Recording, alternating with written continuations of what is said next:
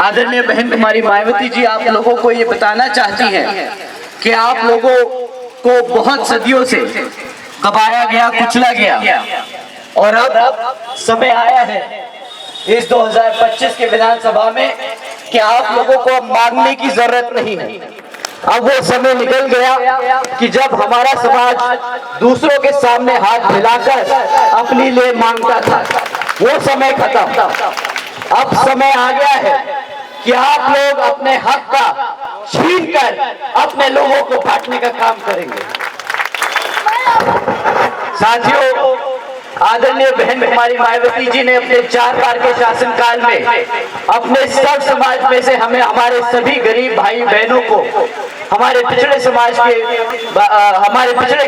के लोगों को दिन रात मेहनत कर वो हर एक चीज देने का काम किया जिससे हमारा समाज अपने पैरों पर आज खड़ा होकर इज्जतदार जिंदगी जी रहा है। वही चीज आदरणीय बहन जी आप लोगों के लिए यहाँ करने का काम करेंगे, चाहे वो आपकी बच्चों की शिक्षा हो। आदरणीय बहन जी ने यूपी में सावित्रीबाई फुले शिक्षा योजना चलाई थी, जिसके तहत आदरणीय बहन जी ने 600 करोड़ से ज्यादा की लागत लगाकर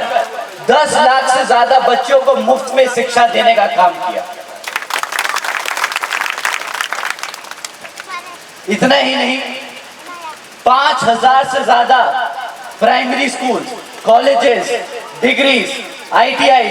ये सब बनाने का काम किया और इन सब में शिक्षा हमारे सब समाज में से गरीब बच्चों के लिए, हमारे पिछड़े समाज के बच्चों के लिए, हमारे दलित समाज के बच्चों के लिए मुफ्त में देने का काम किया।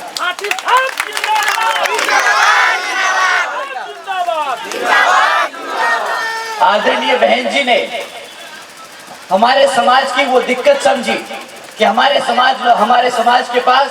हर किसी के पास जमीन नहीं होती खेती बाड़ी के लिए, और उसी समस्या को हल करने के लिए आदरणीय बहन जी ने ये जो नारा दिया था कि जो जमीन सरकारी है वो जमीन हमारी है, इसी नारे को ध्यान में रखते हुए आदरणीय बहन जी ने हमारे समाज के सभी लोगों को जिनके पास जमीन नहीं थी, उन सभी को सरकारी जमीन के 3-3 एकड़ के पट्टे काट कर देने का काम किया। हमारे समाज के लोगों के पास पक्के मकान नहीं थे, परंतु आदरणीय बहन जी ने जैसे ही सरकार में आए 5 साल लगातार 5 लाख से ज्यादा 2 कमरों के मकान सभी लोगों में बांटने का काम किया। ऐसी कुछ योजनाएं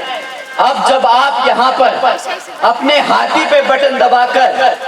बहन जी को मजबूत करने का काम करेंगे और विधानसभा में अपनी बीएसपी को मजबूत कर सरकार बनाएंगे, ये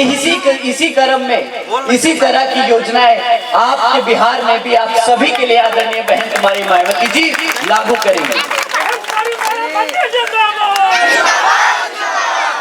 आदरणीय गौतम जी ने आप सबको बताया, आदरणीय अनिल जी ने बताया कि किस तरह यहाँ पर अभी वर्तमान की सरकार ने हमारे सभी गरीब, कमजोर, मजदूर, पिछड़ी जातियों के साथ अन्याय किया। मैं उन सब में दोबारा से नहीं जानना चाहूँगा, परंतु आप लोगों को विस्तार से समझाया है। आदरणीय बहन जी ने जिस तरीके से 5 साल की सरकार चलाई, 4 बार मुख्यमंत्री बनी उन्होंने, और अपने 4 बार के शासनकाल में अपनी बच्चियों को, अपने छोटे बच्चों को मुफ्त में शिक्षा देने का काम किया। हमारे जितने भी भूमिहीन परिवार थे, जो पिछड़ी जाति, कमजोर वर्ग के थे, उन सबको सरकारी जमीन में से निकालकर सबको 3-3 एकड़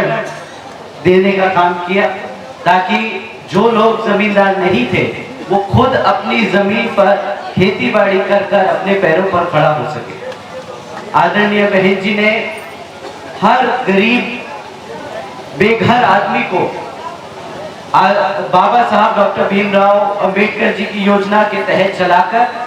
सबको 2-2 कमरे के फ्लैट देने का काम किया। तो इतना ही नहीं, जितने हमारे बच्चे पढ़ लिख कर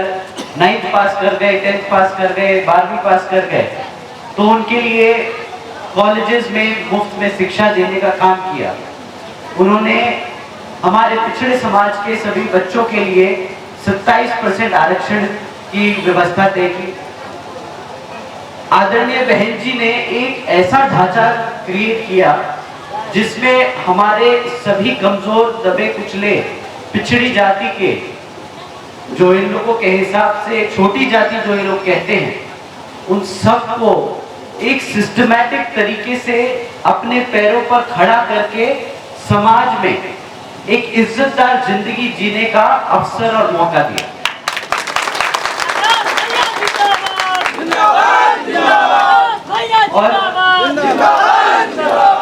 और उसी तरीके से अगर आप लोग एकजुट होकर सब समाज को एक साथ एक छतरी के नीचे, अपने इस बहुजन समाज के बैनर के नीचे आप सब इकट्ठा होकर एक साथ चल सके, इस हाथी को आगे बढ़ाकर विधानसभा भेज सके, तो आदरणीय बहन कुमारी मायावती जी भी यहाँ पर आप सभी का उसी तरीके से ध्यान रखेंगी जिस तरीके से आदरणीय बहन जी ने यूपी का ध्यान रखा।